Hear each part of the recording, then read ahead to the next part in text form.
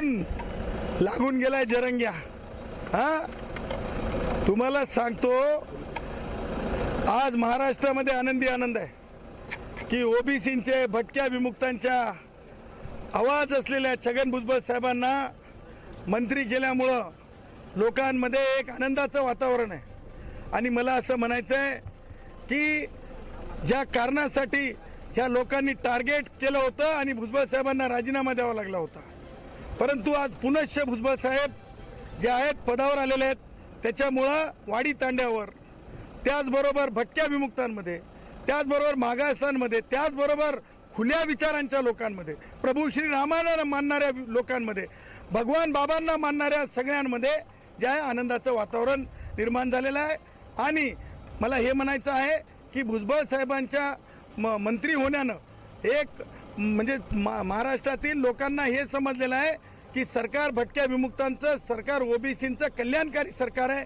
हे सुद्धा आज भुजबळ साहेबांच्या शपथविधीनंतर मला प्रतिक्रिया देताना सांगताना आनंद होत आहे. जरंग्या हे भुकायला निघालेलं आहे. जरंग्या हे भुकायला निघालेलं आहे. जरंग्याला मला हे म्हणायचं नाही की कोणी किती हाडकं टाकले, परंतु एक घरं ओळखण्याची एक मर्यादा असते. जरंग्या, तुला सांगायला लागलो, मी तर जालन्यात येऊन गेलो, पण बंबईच्या शिवामध्ये तू आला नव्हतास. कायद्याची पायमल्ली करायचा प्रयत्न करू नको. तू अपमानजनक सामान्य मागासवर्गीय भटक्या विमुक्तांच्या कोणालाही तू छेडण्याचा प्रयत्न करू नको. ब्राह्मण आहेत म्हणून मुख्यमंत्र्यांवर चुकीच्या पद्धतीने बोलण्याच्या तसदी घेऊ नको. जरंग्या, तुला खबरदार सांगतो, कारण कायद्यापेक्षा तू मोठा नाहीस आणि कायद्यापेक्षा तू काय लागून गेलेला नाहीस बे. जरंग्या, तू काय लागून गेलेला नाहीस. त्यामुळं जरंग्या ज्या प्रकारे भुजबळ साहेबांवर व्यक्त झाला की वाकड तोंड्या, ज्या प्रकारे जरंग्या भुजबळ साहेबांवर व्यक्त झाला, ज्या प्रकारे म्हणजे तुम्हाला सांगतो त्याचे शब्द जे आहेत जरंग्याचे, हे या बाबतीत शरद पवारांनी खुलासा करावा की जरंग्याच्या ह्या शब्दांना ते मान्यता देतात का.